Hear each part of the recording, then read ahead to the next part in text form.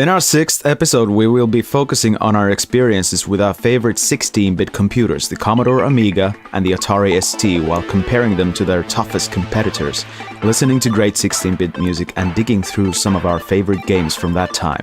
I'm Jari Karjalainen. And I'm Bob Engstrand, and you're listening to Retrogame Talkshow.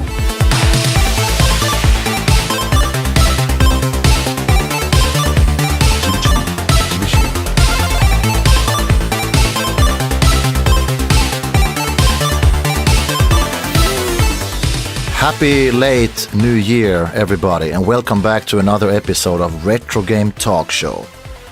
In our last episode, we didn't include the feedback from the listeners part for whatever reason, so let's catch up with some of that. And I know that you, Jari, you have collected some of them, so please give us what you have. Okay, around the release of our Random Ramblings #1 episode, one of our more active Instagram followers called Tubiux asked us whether we knew about the Zap64 annual Kickstarter campaign, and I was indeed one of the backers for it. Of course, it's already many months since Tubiux's comments, so the Zap64 annual 2019 has already been long finished and released. There were tons of different rewards for the Kickstarter pledgers, including a vinyl single from Jari and Tell, t-shirts, mugs, posters, whatever, even games from various modern C64 publishers. Personally, I actually ordered the version with the new Sizzler game from Stu Collier, Trevor Story, and Sal Cross, modern C64 Dream Team, that is. The game finally arrived just before Christmas, so I had to take a photo of my full set for Instagram before leaving for the holidays, and there we have it. But if you're into new C64 games and not so much magazines, you'll be able to get the game through Binary Zone, which is Cytronic Software's own web store. And if you have no idea what I'm talking about here, I think we're gonna have to focus on all the new stuff going on with the old platforms in a dedicated episode in the future. Well, anyway, an annual Zap64 magazine is definitely something to keep looking forward to for us who grew up reading that magazine even on a random basis like myself, and I suspect that includes a great deal of C64 users internationally. The Zap team and the guys who made Sizzler are bound to be back for a similar deal this year, so keep an eye out on that one. Yeah, do that. And we also want to make a shout out to our devoted listener Sean in Idaho, USA, who is, according to himself, relapsing every time we release a new episode. So, Sean, happy relapsing. And here's a fitting relapsing sound effect just for you, Sean.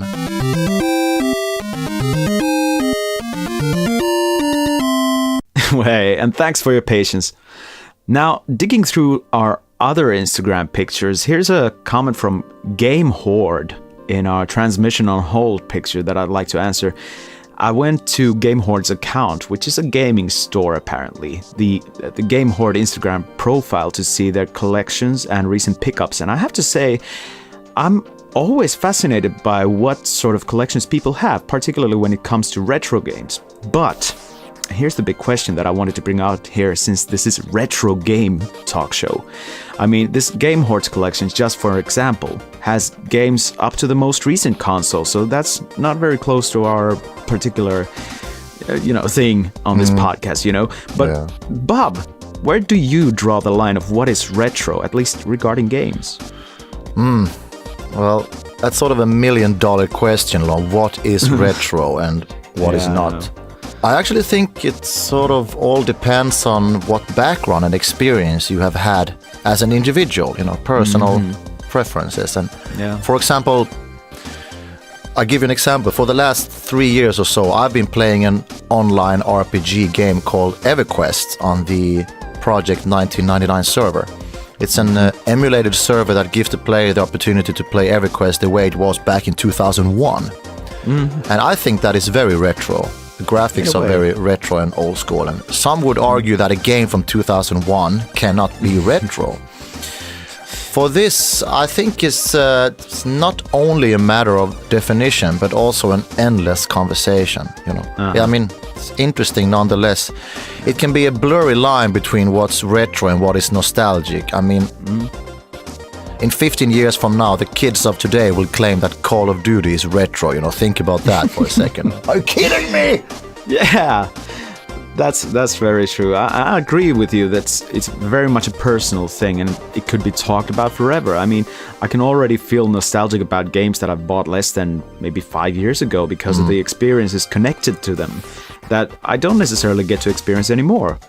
But I also think on a general level, talking about retro games should, or at least might be, about gaming platforms from no less than 2 generations ago. So right now, PlayStation 2 and the original Xbox could already be considered retro, but I guess some people think PS3 is already old. So again, personal definitions. But yeah, we're getting way ahead of ourselves with that, though. So let's get back to other comments. Yeah. Instagram user called a1200 wrote that he spent many hours figuring out how to jump on the rocks across the river in The Last Ninja. It seems he wasn't too fond of the controls in that game, and this was actually something we talked about on the show, if I remember correctly, last episode, or maybe 2 episodes ago or something. Yeah, in the last Ninja episode we did last year. And if you try to make sense of my weird description of the controls, you might be just as confused about them as you were ever. And there was even a drawing of the diagonals in the YouTube version of the episode. I hope that made more sense.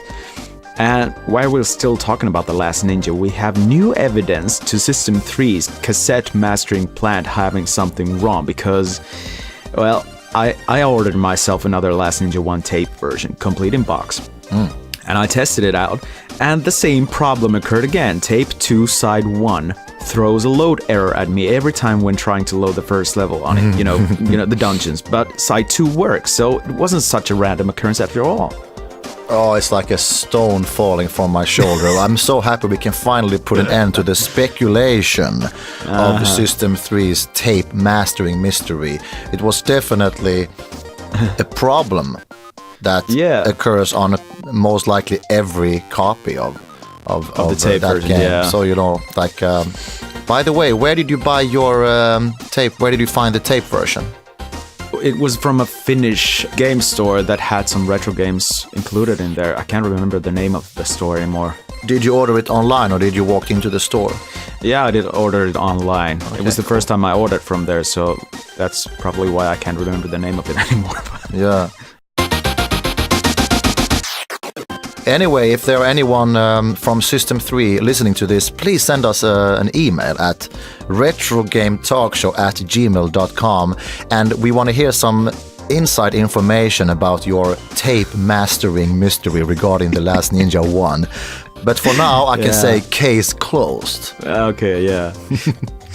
Speaking of our YouTube channel, we got some ideas for the future. Until now, we have just released video versions of our episode, with some of them having some very interesting video footage made by you, Jari. Tell the listeners what kind of ideas we have for the future. Yeah, there's been some plans about at least making some sort of introductory episodes to less known machines like the Sword M5 we talked about in an earlier episode, and Bob's supposed to be the host to all that, with me behind the video material. Yeah, of course there are already some YouTube videos out there with people demonstrating old computers, but usually the audio and video quality of those aren't very good. So the idea was born that we would make high quality videos of some of those old machines simply because of the lack of information about them online. Exactly, and of course with that we'll get an additional incentive to put more efforts into our videos and offer more content for our YouTube audience. But that's just one idea. We also have the possibility to record and publish unemulated gameplay video now, since I have now the equipment to record good quality video footage from real retro hardware. While we were waiting for the opportunity to present itself to continue on the podcast, I couldn't let the equipment sit useless for long, so I already started a couple of new video series under the Finnish retro game comparison blog Flag. One series about some random retro games on various platforms, based more or less on my personal gaming nostalgia trips, and another series just about to be launched. It's one of your regular Let's Play type things, just for the heck of it, starting actually with a playthrough of The Last Ninja, of all games.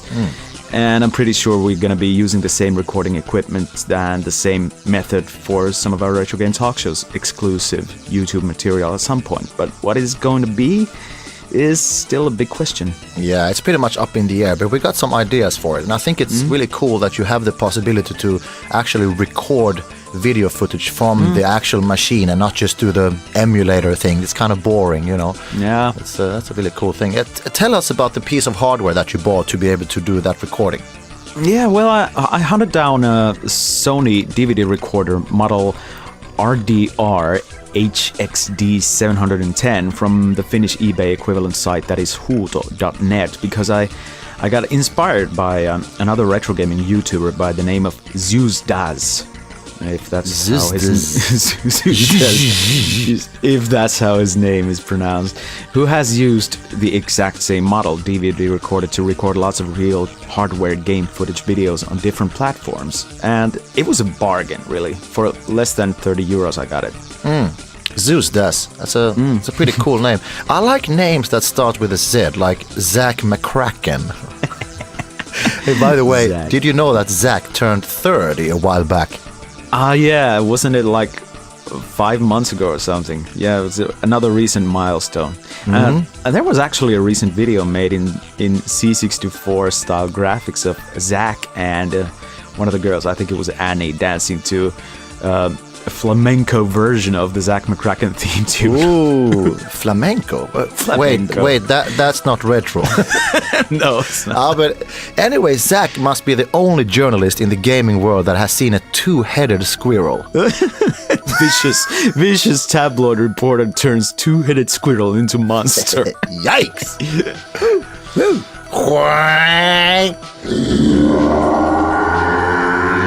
Alright, so 16-bit computers. After many buts and ifs, we have finally arrived to this episode. It took 18 years.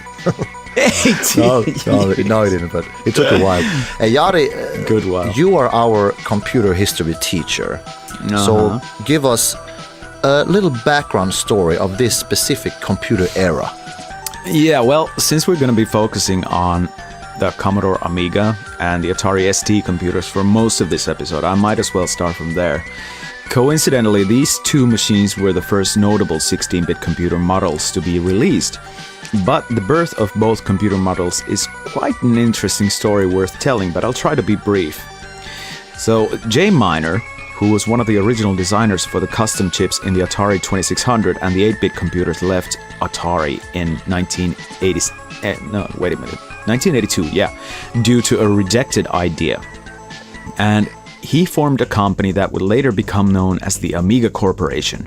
Of course, everybody will be aware of Atari being in dire straits in late 1983 after the North American video game crash and all that, which is a neat setup for what happened next. Jack Tramiel had resigned from Commodore International in January 1984 due to internal battles regarding the company's future, but being the ace businessman that he was, Tramiel arranged a no-cash deal to take over Atari and turn it into a corporation. And many people from the old Commodore company followed Tramiel to the new Atari Corporation, and some of these people are also responsible for the development of the Atari ST, which was released in July 1985. So in many ways, the ST can be considered as the true successor to the Commodore 64. And this is interesting and worth pointing out, since I think most people would say and would think that the Commodore Amiga was the successor or big brother to the Commodore 64. Yeah, just because there's an Atari sign or a Commodore sign on the keyboard doesn't tell the whole story at this point. Because similarly, the Commodore Amiga could be considered as a true successor to the 8-bit line of Atari computers, but it's not, again, quite as simple as that. And there was some sort of a dispute regarding the development of the Amiga's Lorraine chip in particular, for which the new Atari Corporation sued the Amiga Corporation for. Additionally, the first model, Amiga 1000, was put to stores in August 1985, but the A1000 was notoriously unreliable. It was badly marketed, the company was losing money all the time. You know, all sorts of trouble followed the Amiga computers at that point, so heavy redesigning was called for. And then in 1986, after a guy named Thomas Radigan had been made the chief executive officer at Commodore, he cancelled the PET and VIC-20 models, which was long overdue at that point, really. And he split the Amiga into two lines to be sold from early 1987 on.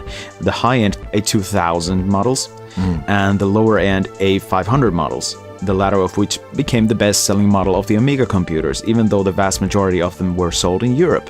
And this, of course, means a great deal when you're talking about an American-based company, which it was. And now from my personal experience, and from what I've managed to gather up from all the web sources, it's easy to tell that the Amiga and ST computers were very different beasts, even considering all their similarities.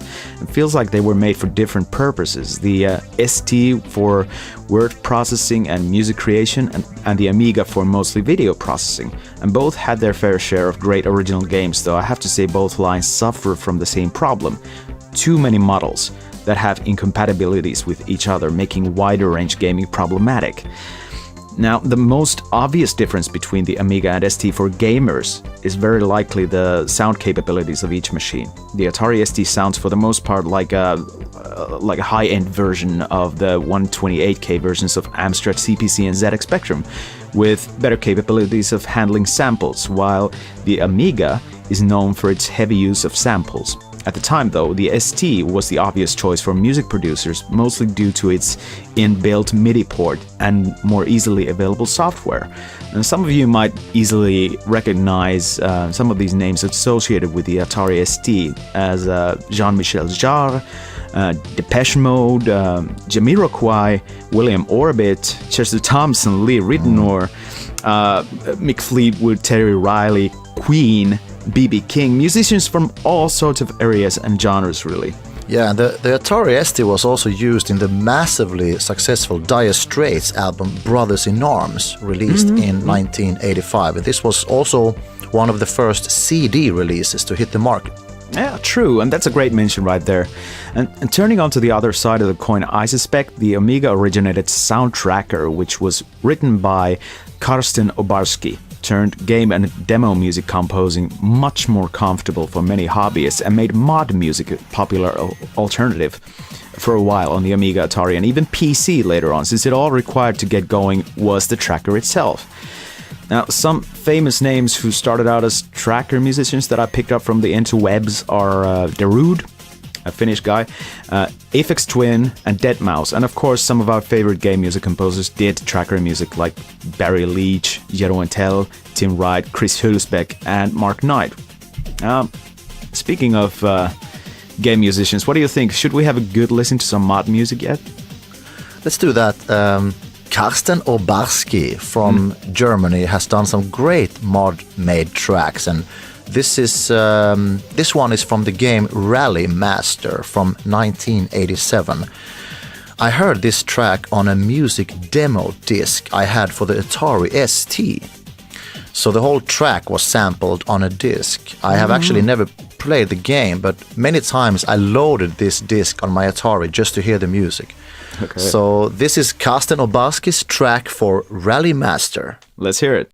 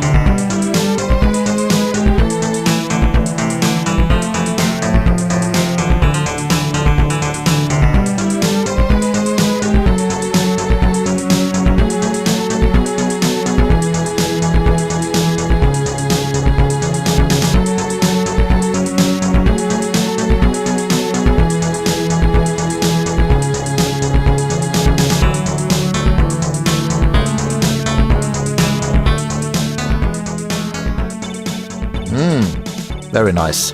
Nice. Early track from Karsten Ubarski.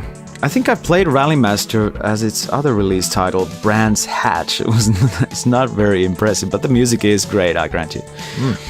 Now, I guess we should also briefly mention a couple of other 16-bit computers as good alternatives. And just to be clear, we're not going into the world of Nintendo and Sega and all those other consoles yet. That's a completely different area for another episode. One alternative worth mentioning is Apple's own designated game system, the Apple II GS, which came out in 1986. And from the limited experience I've had with it through emulation, I think it has many great elements in it, such as backwards compatibility to old Apple II games, and the Ensoniq 5503 DOC wavetable synthesis chip designed by Bob Yanis, who also designed the beloved SID chip for the Commodore 64. Unfortunately for us here, it's not a very commonly found machine in Europe. And another interesting alternative is a British manufacturer Acorn's answer to the 16-bit wars from 1987, the Archimedes, which had a more powerful processor than either the Atari ST or the Commodore Amiga had, but I don't think it ever really offered as much for gamers as any of the above. And then in Japan, probably the most globally recognizable thing they had to offer in a similar vein was probably Fujitsu's FM Towns from 1989, making it rather advanced in comparison, already being able to play compact discs. I first got to know about it through its amazing versions of Zack McCracken and Indiana Jones and the Last Crusade that I managed to track down and play on the Scum VM adventure game emulator, but other than that, I haven't had much of a chance to focus on examining the FM Towns offerings. Also from Japan, Sharp had their X68000, the hardware of which was very similar to arcade machines of the time. Yeah, interesting stuff indeed. And if you listeners have some experiences and cool stories about these machines, please let us know by sending us an email at retrogametalkshow@gmail.com. Good idea. Either that, or you can also drop a comment on our Facebook page, Twitter, or Instagram. Indeed. Okay, those of you listeners with sharp ears and a good memory might recall from an earlier episode that Bob mentioned moving from the Commodore 64 to Atari ST at some point. But I have to ask, how did you get introduced to the ST, or if you had any experience of them at all prior to owning one, and when did this happen? When it was time to upgrade the Commodore 64 and take the leap forward in technology, me and my dad, we had some discussions about the Commodore Amiga versus the Atari.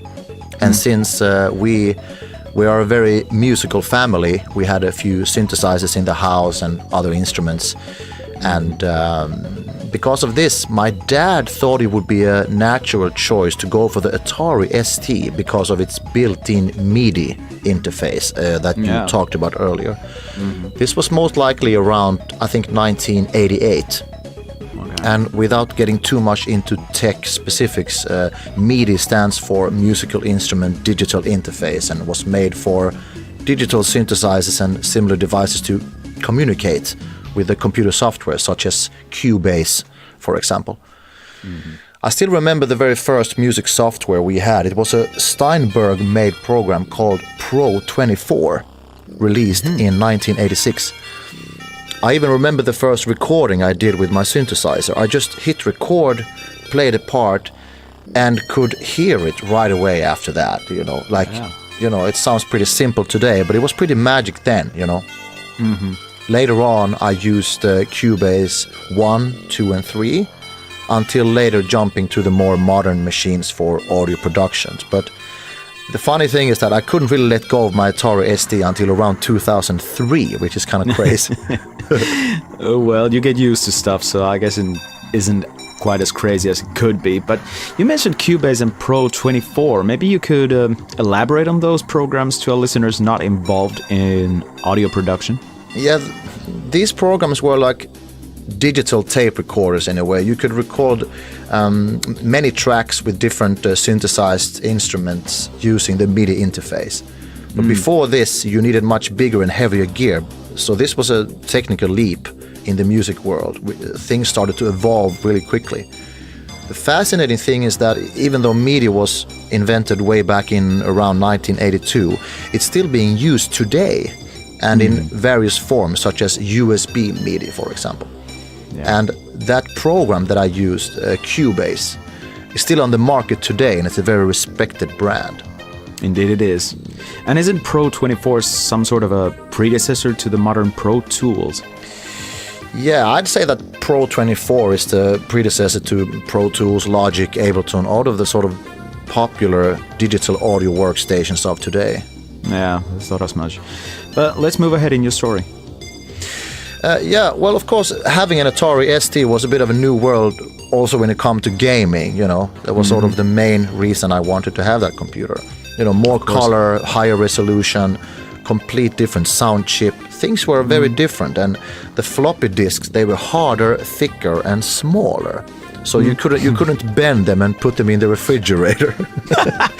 See, yeah, you mentioned some of your experiences on your old C64 floppies in an earlier episode. That's a nice continuation there.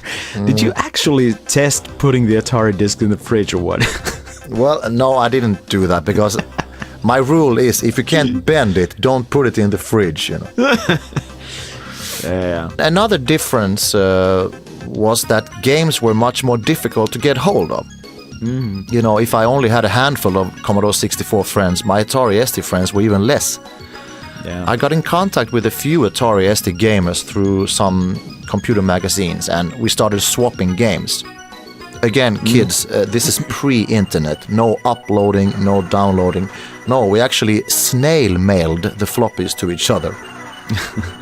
Yeah, that's really interesting to at least me personally, because mailing floppies or even cassettes on the C64 was never actually a part of my gaming childhood, nor do I remember it having been part of any of my friends either. But I think some of my friends got their newest hit games from some distant relatives in Norway or further south of Finland. But I'm curious to know, with mailed floppies, did you ever get any viruses on your Atari? Because I remember some copied Amiga discs used to have virus killers in them. I never had any viruses on my Atari ST. Yeah. Sure, some games were kind of badly cracked. They had maybe bugs and stuff, but no, I never experienced having any viruses on my Atari. Okay, you got lucky there. 'Cause I think I heard of someone actually getting his Amiga infected with something, but even on Amigas, it seems to have been rare. There were always bad cracks though. Yeah, but if you get a virus on the Amiga, you can just put it in the refrigerator for 2 days. No. But one of the magazines I subscribed to was called The One, and through that magazine I got most of my Atari news from, like upcoming games, reviews, game hints, hardware news, etc., etc. Magazines. I remember some of those had some covered discs and stuff. So did you get any of those? Well, if I recall, there was a cover disc on every issue of that magazine, and I was always pretty excited to see what's on it. But to be frank, most of the times I wasn't very impressed. I mean, very rarely did the disc contain a fun game. It was more of a promotional disc with some lame, useless software of sorts, you know. But having a cover disc on the magazine sure was a great selling bait. Yeah.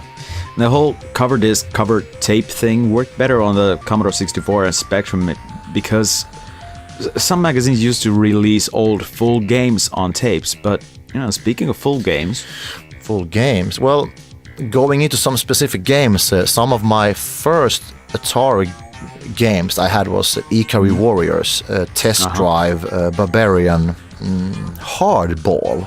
I actually learned the rules of baseball thanks to that hardball game.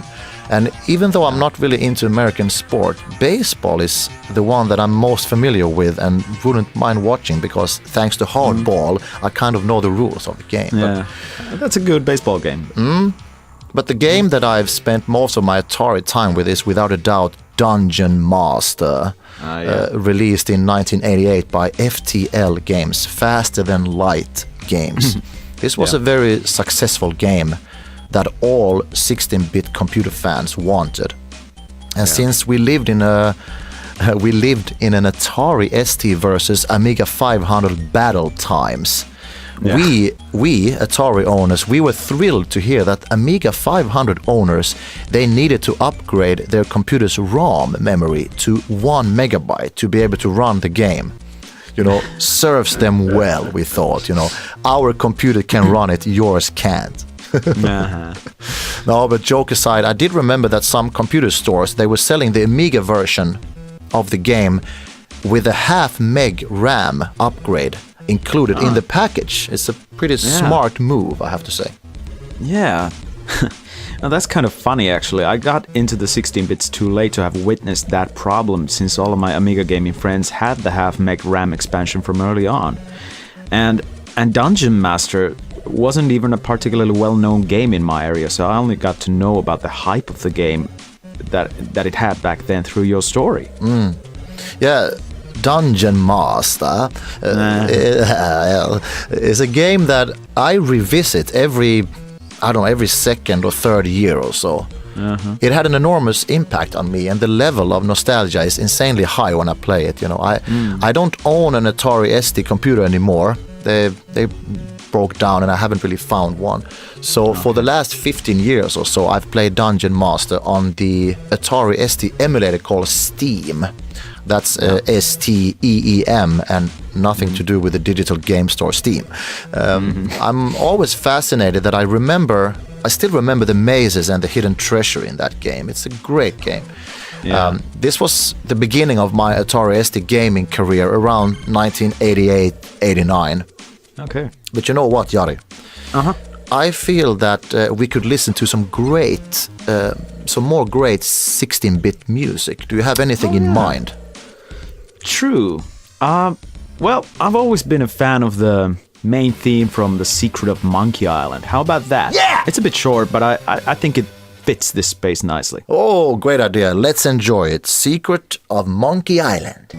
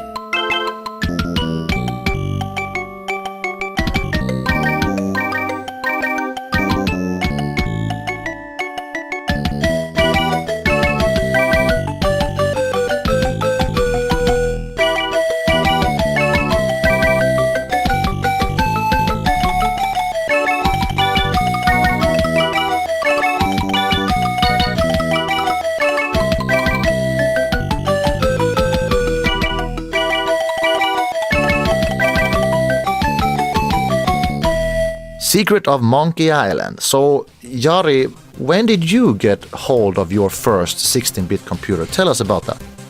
Oh, well, I didn't really get to own a very own Amiga 500 until long after I had gotten into PC gaming. Maybe after the turn of the millennium even. I was using my C64 until around 1994-95. After which I had already got my first PC, basically skipping an entire generation there. So it's kind of like you're having an Atari ST until 2003. But many of my friends had upgraded from a C64 or an NES to an Amiga. And it became the most popular machine in the area for a few years from the turn of the 90s. I think the ratio of Amigas per household in our village, Nuorgam, was pretty close to what it had been previously with the Commodore 64s. And I think I only ever saw one Atari ST in the area, which I remember was actually an STE, the extended ST model. But I'm not sure if it was a 520 or a 1040 model. But, you know, with such a concentration of Amigas in the area, it became an integral part of my use, so I had to buy one myself eventually. And I guess it, the popularity was partly due to the market monopoly that Commodore still had in Finland at that point. But on the other hand, it was considered more suited for gaming by many, which was what mattered to us, really. So, and in cases like these, it's the availability that matters in the end, of course. Yeah. Do you remember, since you bought your Amiga 500 so late, do you remember where you bought it? Because it must be from a private seller or something like that, Yeah, my first Amiga was actually bought off from one of my schoolmates in Nuorgam, who I believe had also bought it secondhand. So I think I was at least a third generation owner. I can't remember anymore how much I paid for it, but it was well worth the money because it lasted about a decade from that time, and it remained often used until its untimely demise. And I got a huge collection of mostly copied games along with it too. But I want to mention some of the first games that I ever got to play on the Amiga, if you don't mind. One of them was a Boulder Dash clone called Emerald Mine, because Amiga didn't have its own official Boulder Dash conversion. So Emerald Mine was what we had. Although everyone in the neighborhood still called it Boulder Dash for some reason. And then Pac-Mania, the isometric 3D style Pac-Man game, was one of the first ones. And Take 'Em Out was another one in the first batch of games that I got to play. It was a mouse-controlled shooting gallery type of game. And it was actually one of the first games that I actually played that were mouse-controlled. So that was a huge leap in going forward in time. In a way, that's a good point that you brought that up, because that control-wise, it was a huge leap from going from C64 with your joystick, and then all of a sudden you are playing a game with a mouse and the keyboard. And we still do.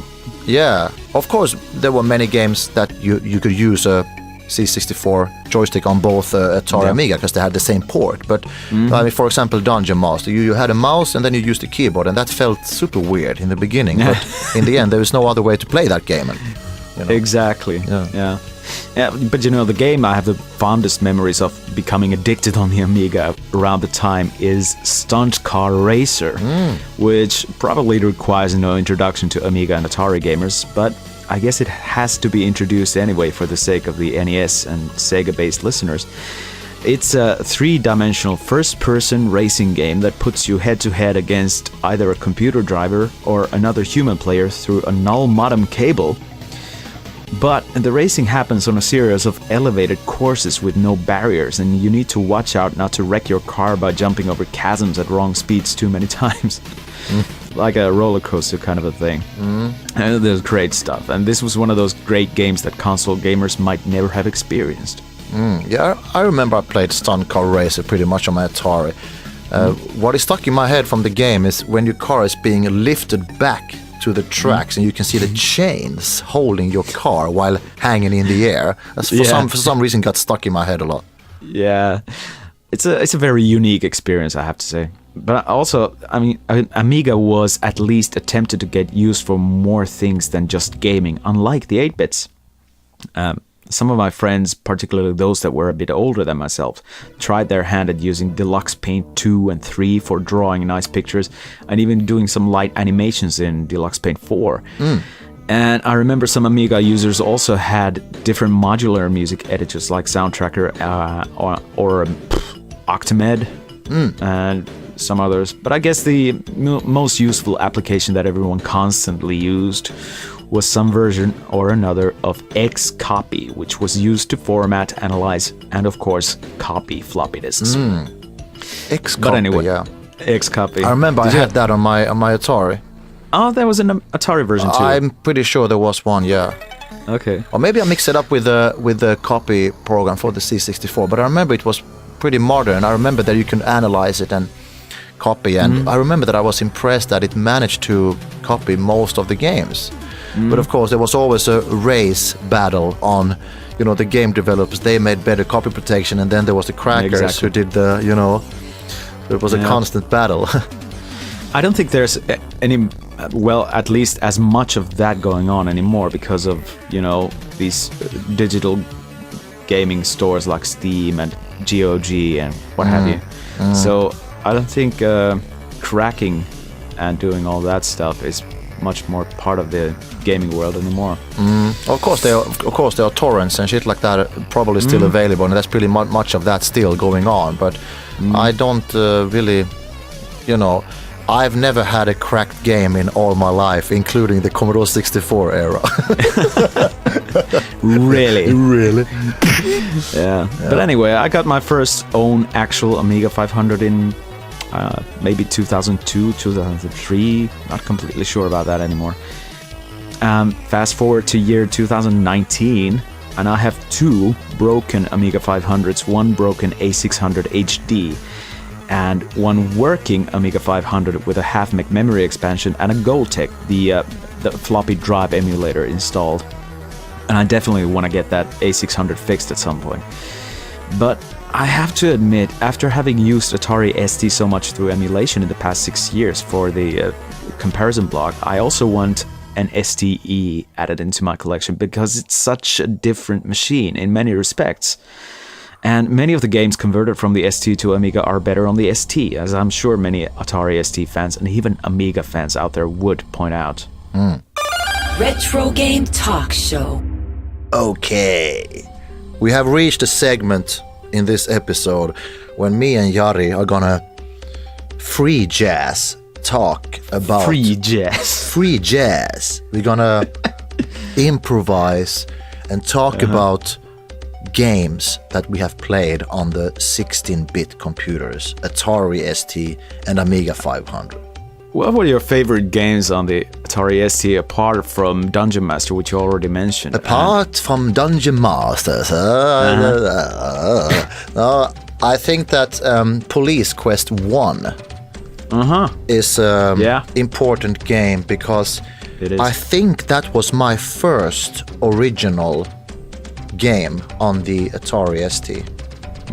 And that's a good start, I have to say. An amazing start. And Sierra, what an amazing company, what amazing games they did. Yeah, all the sort of adventure series like King's Quest and Quest for Glory, Leisure Suit Larry. They had amazing writers in that company. Yep. I still remember, and I still actually have the box, and I was very excited about that game. My first Atari ST game. Yeah. It has this perfect combination of text-based and graphic point and click, and what a game! What a great story, and what an interesting game, and so difficult. It's so easy to get stuck in the game. It's easy to die, and. I think the most difficult and annoying part of that game is when you actually have to drive your police car. Yeah, it gives a certain variety to the game, which I think is very welcome. Even though it's very difficult to actually master. There's some car chasing going on as well, and that's like super difficult and extremely annoying. Yeah. But it became an arcade action segment in the game, which was like... that you never really looked forward to in a way. Yeah. But then all the Sierra games also had some sort of gambling arcade game bits going on, like Police Quest. I'm not sure if Police Quest actually had one. Yeah, Police Quest 1 had this poker competition. Oh, it had poker. This poker, the character that you play he's going in disguise as some sort of crooked guy, and then he has to play poker against these bad guys. Oh yeah. And you have to win to be able to continue in the game. Yeah. That was a really nice segment in the game because it's very exciting. You know that I really have to beat this guy, and I have to wear my disguise. And I think I can't remember, do you bleach your hair or something like that also to sort of look different, or there is something. I think you go to the sort of shower room in the police station, and then you use this bleach or something like that. Yeah, make you look like the bad guy, I guess. Yeah. There was something more about the driving segment. When you're out on patrol and you see a suspicious car, you start a car chasing segment. Yeah. And then the music, which is ridiculous. In its simplicity, something like let's take a listen shortly to how ridiculous that sounded. It was very haunting and stressful because it just started all of a sudden that you see this suspicious drunk driver or this murder suspect or something like that, and then it sounded like this.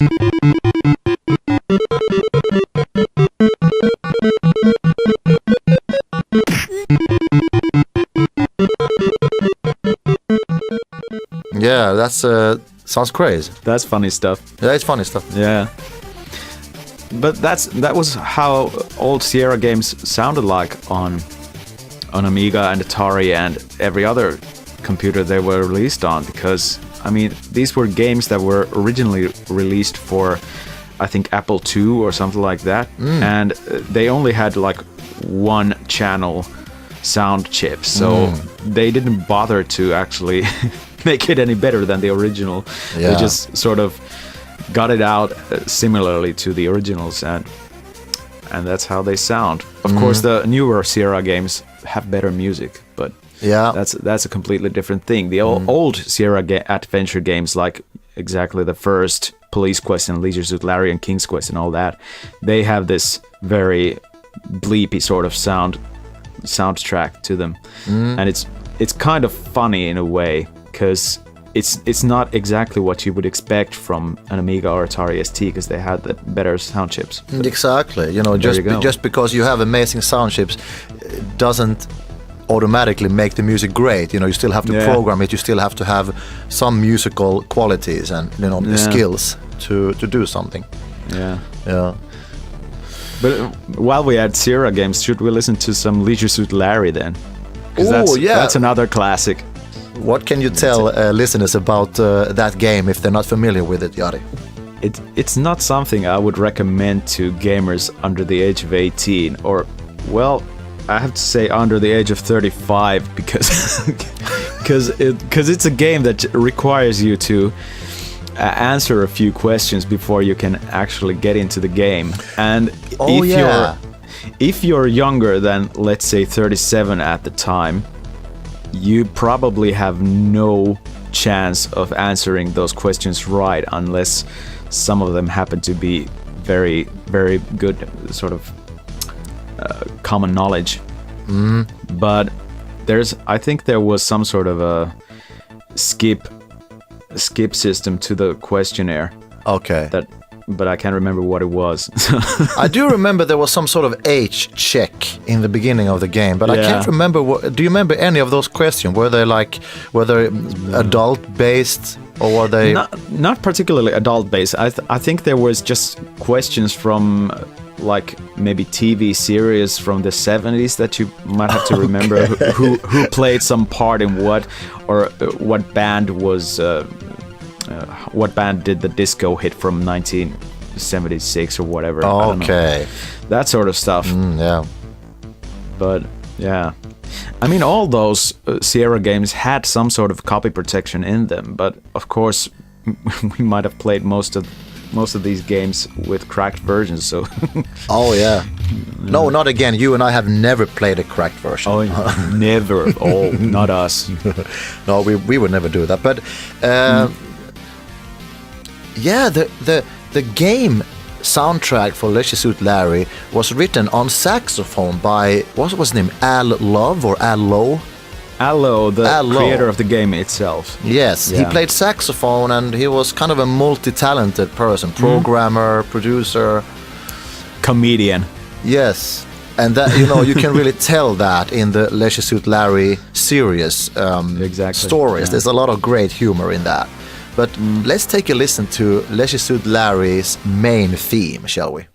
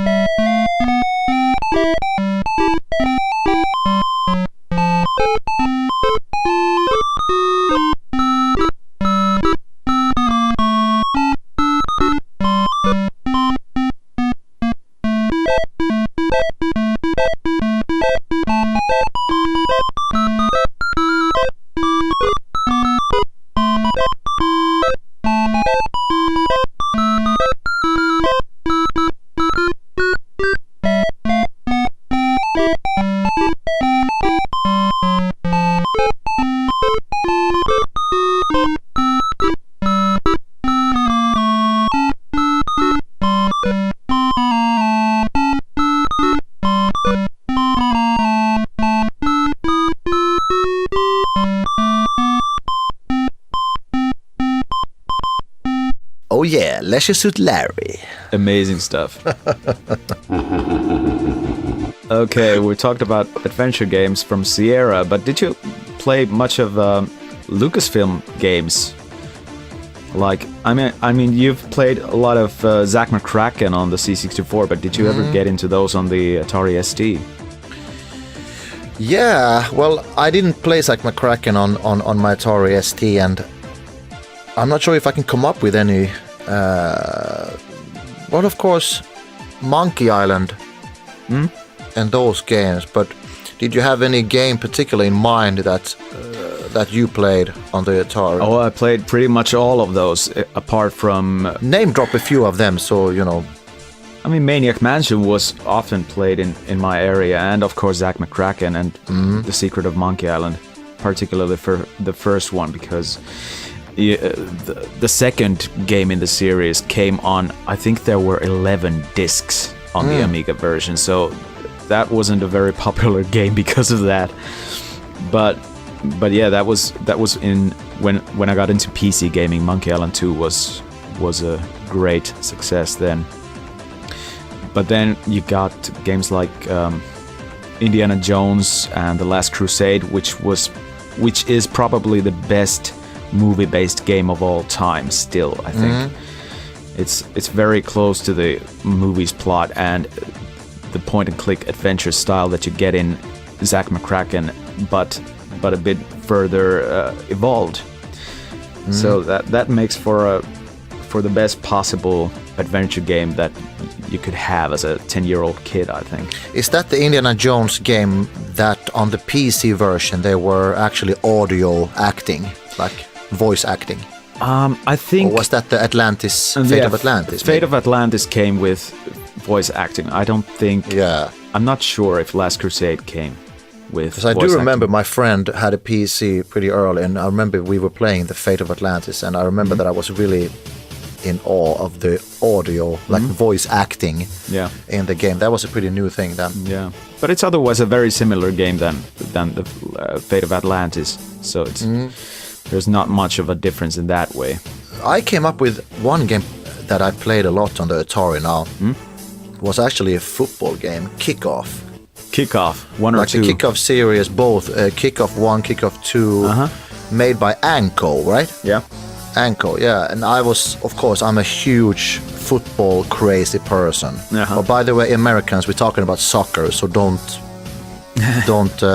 mix things up here now. Yeah, football. So Kickoff and Kickoff 2 were games that I played a lot. Yeah, I thought it was really fun. It wasn't. There was one other game in the series. I think it was called Player Manager, wasn't it? Player Manager, yeah. That I played that also. You could be a player and a manager, just like the title says, and that was really cool because you could rename the players. Yeah. And for a sort of semi-Asperger football geek, that's a really big thing to be able to sort of change the names of the game characters into real football players at the time, you know. Yeah. So that was a really cool thing. Player Manager, Kickoff 1, Kickoff 2. Yeah. I was never a big fan of Kickoff games in particular because, well, I'm not a football fan in general, but there was something that I never was too comfortable with it. I mean, the way the football handles with your players, it just didn't click with me for some reason. I don't know what. It's not really easy to control the football in Kickoff. No, I guess not. So it's like you run into the ball and the ball goes 200 meters the other way, you know. Yeah. So what was it in Kickoff that got you hooked then? Well, I don't think there were. It was probably just the fact that it was a football game. Yeah. And that I really liked the screeching sound of the crowd, the sort of distorted sample of when you scored a goal or something like that. There was something, and I was of course very into football when I was younger also. So it was just being able to play a football game that wasn't, you know, that wasn't cup final on the Commodore 64. Yeah. So you have to also realize where I came from. You know, I mean, it was a huge upgrade in that way. Populous. Does that name ring any bell for you? Populous. Well, it's a familiar title, but I never played it actually. It's something that was circulated around, but again, I don't know if anyone ever played it in our area. It was a popular game among the few Atari ST friends that I have. Yeah. And I think that there's still today a lot of games in that genre where you are a god and you build up a community and you are building houses, and I guess it's sort of similar to these Sims kind of games, right? I mean, it's about controlling people and making them develop a community and stuff like that. But yeah, Populous was a game I played a lot. God simulators. I mean, we only played like Sim City, and I think there was some other game, The Settlers. Have you played that one? No, I didn't. I think when did that come out? Around 1992, 93 maybe. Yeah, that was already a little bit past my time. Okay, yeah. When it comes to I don't even think I had Settlers for my Atari. Okay. Tell us about Settlers. Now, Settlers is one of those where you have to build a village for these guys who keep walking around, and you need to chop some wood and stuff. Oh yeah. Sounds very similar to Populous. Yeah. Of course, there were also games that I played that I had already played on my Commodore 64, like International Karate, and games that had a little bit of an upgrade in graphics, perhaps, and a little bit different music, and that was enough to enjoy the game on another platform. Strip Poker 2. Strip Poker 2, no, I have never been in contact with that sort of game. So. Really? We actually spoke about Samantha Fox in one of the previous episodes. Yes, so we did. We have already broken that teenage, barrier. Yeah. Well, what about racing games on the Atari? Did you come across those? Not many. I think it was. I think we spoke. I'm not sure if we have spoken about Checkered Flag, but and games like that. I think I played that, and I played a game called Nitro. Okay. Was that a top-down sort of a racer? Yeah. Yeah. And a different environment, driving in the night, driving during the day, and you played against the computer, against 3 other cars. Yeah. And it was all about collecting money bills that were floating around. And if you arrived first, then you could upgrade your car between every race. So it became a little bit of a little bit more advanced than just driving a car back and forth. So I kind of played that game pretty much, actually. Okay. Nitro. Yeah, well, that sort of racing game genre was very popular at some point. There were most of those racing games from the change of 90s, where they had some sort of advancement thing going on with them. Like in Supercars 2, for example, you could buy some weapons and buy some better engines for your car and that sort of stuff. And what else did I play? Skidmark? No, Skidmarks didn't have that. Micro Machines had different vehicles in it, and 4D Sports Driving was one of those games that had different cars in them. But that one had a track editor, so that was kind of neat.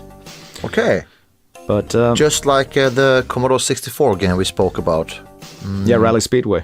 Rally Speedway, yeah. Yeah, that one was great. And of course, the first really great driving racing simulator came along in 1991 for the Amiga and PC and Atari ST, called Formula One Grand Prix. I don't know if you've heard of that one, but it was made by the same guy who did a game we spoke about earlier, Stunt Car Racer.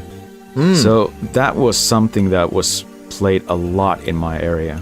And okay.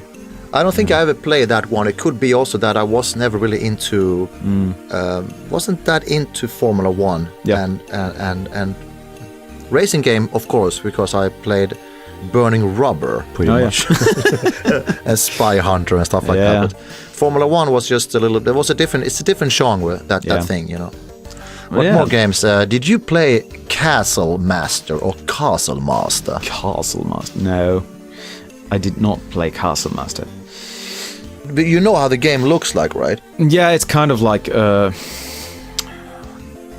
well, it's not exactly like Dungeon Master was, but it's more sort of free movement based, isn't it? It's free move. Yeah, it's definitely free movement. It's not grid based or anything. So it's like 3D free movement, but it has a graphic that it had graphics that are very, I don't know if you'd call it vector graphic or similar, but it was old school even for Castle Master, released in 1990. Yeah, they went a little bit back in time when it comes to graphic development. I think it was to make the game flow better, because the game is pretty smooth in most areas. But it's a special game, and I actually like the title music to Castle Master. So maybe we can take a little listen to that.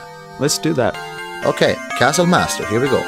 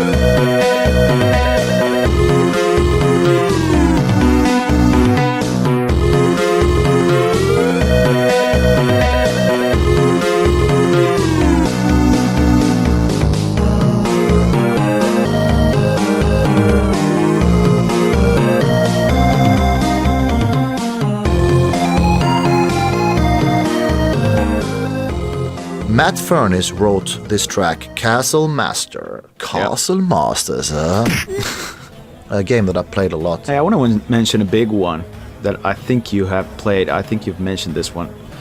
Another World. It's a very cinematic, almost kind of 3D-ish sort of a platforming adventure thing. Very sci-fi kind of a... Yeah, released in 91 and very ahead of its time when it comes to graphics and movement. And I can't remember the loading times, but I can imagine they were pretty long because of the advanced graphics. Yeah. Cool game. Didn't he have a little bit of a Prince of Persia feel to it in a way? Yeah, that When style. you know, Yeah. like jumping and climbing and grabbing onto stuff. Yeah, but it was very much more sort of cinematic, and in a way it reminds a lot of games like actually Dragon's Lair and stuff like that, because True. you do the wrong movement and you're instantly killed kind of yeah. in that way, but with more free movement in certain areas, of course. Yeah, and I don't think Another World had any death scenes, like cinematic death scenes. Well, it did but did it really? It did really, but Okay. not as much as, Dragon's Lair. Yeah. Another World developed by Delphine Software in 1991. Yeah, Yeah. great stuff. And Yeah, really cool of course, it had this amazing sequel to it called Flashback, which was a game I used to play quite a lot on both Amiga and PC afterwards. But both very much worth checking out. Yeah, really cool. But do you want to get back into Dungeon Master? Because I know you got lots to tell about it. Yeah, I mean, it was. I think Dungeon Master is a huge milestone in role-playing, adventure, dungeon crawling. Yep.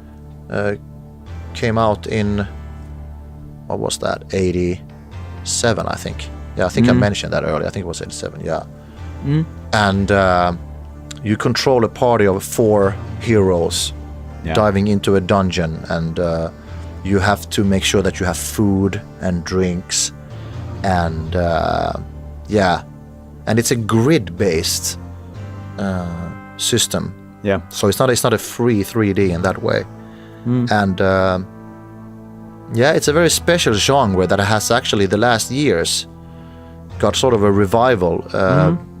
One example is Legend of Grimrock. Yeah. That has now, I think it was released maybe something like 5 or 6 years ago, maybe even more. Finnish developers, actually. Yeah, they had a Great sequel game. for it too. Yeah. So this old school grid-based movement, dungeon crawler is a little bit back again in a way, even though it might be a bit indie still, but it's, Oh yeah, and there's actually one other sort of newish game that in that genre that I remember you did a soundtrack for. Isn't that right? Oh yeah. French independent developer Mana Games released The Fall of the Dungeon Guardians in 2015, and I had the pleasure to do I did the main theme to that and some environmental audio in-game tracks. So that game has actually also gotten really great reviews on Steam, and I'm very happy for Emmanuel Rivoire from Paris, who spent years developing that game. So he has got actually some great cred for that. So that's really cool. That's cool. And I can agree. It's a very good game in many ways, and it has a very special sort of feel to it in many ways. Like the battle system is. The battle system is based on the aggro healing tank DPS system, like in EverQuest that I mentioned, or World of Warcraft. So Emmanuel, who made the game, he was a huge fan of. He played World of Warcraft, so he wanted to implement that into. So it's very different from Dungeon Master and Legend of Grimrock, which is more of a dancing around your enemy. You know, it was in a way that kind of easy. If you have more than, let's say, 6 grid squares, you can pretty easily kill your mobs. But in The Fall of the Dungeon Guardians, it's the enemy is too fast to just dance around them. You know, so you really have to. When you create your party, you have to have a healer, you have to have maybe a magician or a mage-based character, you have to have a tank, and one character for the DPS damage per second, which is usually a ranger of sorts, or a rogue or something like that. So it's a cool game. It's nice to know that there are indie developers out there who can actually appreciate that sort of thing, right? Yeah, and spend years with the game and then be able to make some money out of that as well. So that's really cool. Yeah. Yeah, we have mentioned a lot of games. I don't know what, we can go on forever. I mean, we have the whole Operation Stealth and was that also Delphine software, right? I think it was, yeah. Yeah. I think they are French. Yeah. Am I correct? Yeah. They did Operation Stealth, which was it came out in 1990, which was similar to, Sierra's game, a little bit of text-based and point and click. And there was also a sequel to Operation Stealth. I think it was called Future Wars. Oh, Or yeah. maybe that was the prequel. I'm not really sure which order they came in. But yeah, anyway, significant games that set a new bar for adventure quality. Yeah, and there was a lot of those point-and-click adventure games going around at that time because maybe Lucasfilm Games did it in such a good way that it became popular with Indiana Jones and the Last Crusade, Zack McCracken, and Monkey Island. So it became a very popular thing to do before the mid-90s. So there was a lot of different sort of adventure games coming out, like Cruise for a Corpse and Lure of the Temptress and that sort of thing. Cruise for a Corpse. There's still a stone on my shoulder that I've never finished that game, but it's such an extremely complicated, difficult game. It is, yeah. But it's a cool idea. You're on a ship, you are a detective, very typical Agatha Christie, right? And then you have to interview suspects and people, and the only way that you know that you are doing progress is when the clock ticks ahead another hour or something like that. I think it was, but that's... Speaking of sort of sleuthing Agatha Christie type games, I just remember there was a couple of games released by Sierra which were based on the Laura Bow mysteries.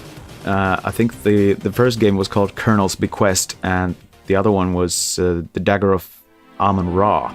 And they're very sort of moody and picturesque and very worth putting the time into those. I mean, cool.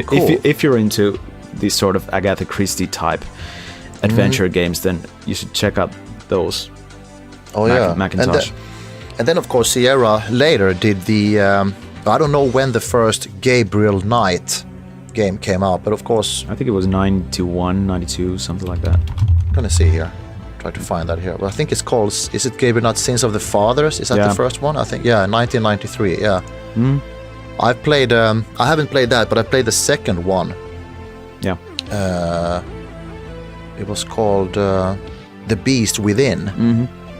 And then the third one is called, what is the third one called? Something with Blood of the Damned or something like that. And I've played that also on PC. Great games and written, design and directed by Jane Jensen. Great stuff. Great story, great writer, great atmosphere.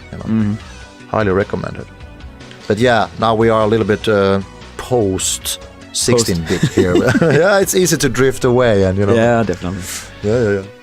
But about all these games we've been name dropping here, can you come up with any good soundtrack in these games that we should listen to? I don't know, like we've listened to some Larry. How about we can listen to Silkworm maybe. Silkworm. Should we? I guess Swiv, the second Silkworm game, has an amazing title theme. Let's listen to that one. Let's take a listen to Swiv from 1991.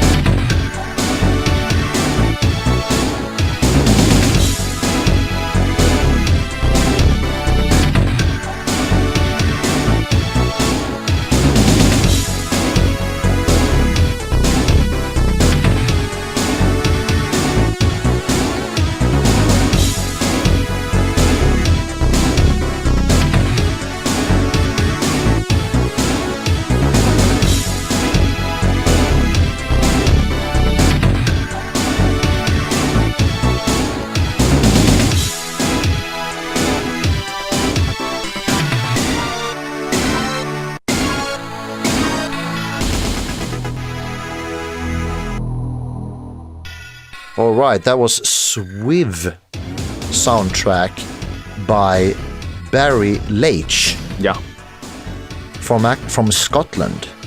I think so. Yes, I think so. Indeed. Barry Leitch, born 1970 in Strathaven, Scotland. Yeah. Oh, by the way, Indeed. since we talked about Dungeon Master and went off to something else, I want to get back to that because there were a lot of great games in the dungeon crawling grid-based sort of a style that also should be mentioned because they were very big at the time. I mean, Dungeon Master was 1987, right? Yeah. So the Amiga version came in 1988 because they had to do so much optimization for it to work. But then... Losers. Yeah. But I have to say, I played and enjoyed much more of the games that were made in the same vein in the later years, like Eye of the Beholder 1 and 2 had much more variety in its graphics and soundtrack and everything like that. And because I don't know if it's the age thing or what, but that's sort of how I grew up with dungeon crawlers, and Eye of the Beholder games were sort of my thing against Dungeon Master. And then I'm a big horror fan, so Elvira games were also in that sort of thing. But in Elvira, you only played with one character instead of like 4 or whatever you had. And Elvira had so many gory death scenes that it was always fun to find out in what kind of ways you could die in it. Yeah, like a falcon would come out and take your eyes out and whatever. That was like, holy shit. Oh yeah. But yeah. Yeah, Eye of the Beholder came out 91 and the sequel came out 92. Yeah. Elvira is from 1990. Yeah. Yeah. Well, of course, there's also the 5-year difference between you and me, so it makes sense that a game that came out in 87, if I was into that, then a game came out 4 or 5 years later and that caught you in that moment, you know. Yeah, and of course the availability has something to do with it, because only one of my friends had Dungeon Master, and that came into the scene sort of later than Eye of the Beholder and Elvira. So getting to play Dungeon Master a couple of years after those two, it was kind of a step backwards in a way. Although I do agree that Dungeon Master is the more sort of complex game of those, but for a guy who was into sort of more graphics and great soundtrack than just gameplay, I didn't know about those, and I wasn't very good at either Eye of the Beholder or Elvira. I was just enjoying the graphics and soundtrack. So Dungeon Master, that had sort of monotonic graphics and not music at all. No music and hardly any sound effect. There was a few sound effects when you in combat, you know, the zombies, they had a shout that was pretty horrific. Yeah. And like in a good way horrific. Yeah. And there was like when you open up a door or something like that and close the gate and stuff like that. There was some sound, but in general the game was extremely quiet. But in a way, that brought something very spooky and very sort of morbid into that game as well. That it is so quiet, and then all of a sudden you have a zombie behind you, and you hear a loud "Wah!" Yeah, and you know. I have to agree. It's much more intense that way. Because there are big parts of the game where really nothing happens, and you're kind of lost in this maze, and it's getting dark, and you have to find another torch because it's burning out, and you know, and it's completely quiet. So the game is extremely atmospheric. But of course, Eye of the Beholder 1 and 2 and Elvira, they were of course games that came out after Dungeon Master, and they were inspired by Dungeon Master, and you know, and that's it's a great way. You know, they try to take something out of that and do something better. You know, that's how or just different. Oh yeah. Retrogame Talkshow. Right, it's time to end already. But before we wrap this one up, I want to talk about something worrying that has been occurring lately, which is celebrity deaths. I mean, In the last few years, there's been an enormous amount of celebrity deaths that grew into something of a phenomenon in social media meme sites like 9gag. Unfortunately, this phenomenon has also reached the retro gaming world lately, which I'm afraid might turn into a trend of sorts. For instance, Ralph Baer, the creator of the Magnavox Odyssey, died in 2014. Satoru Iwata, the president of Nintendo at the time, who also made some of the early NES classics, passed away in July 2015. Anthony Lees, the Last Ninja soundtrack fame, died in 2016. Masaya Nakamura, the father of Pac-Man, died in 2017. Bob Wakelin, who was probably the most well-known game cover artist of all time, died in January last year. And most recently... Yeah, the tragic news about Ben Daglish reached us just a short while after we had released our tribute to Anthony Lees. And you can expect that we will make a very respectful tribute to Ben Daglish in the future. Godspeed, Mr. Daglish. Indeed.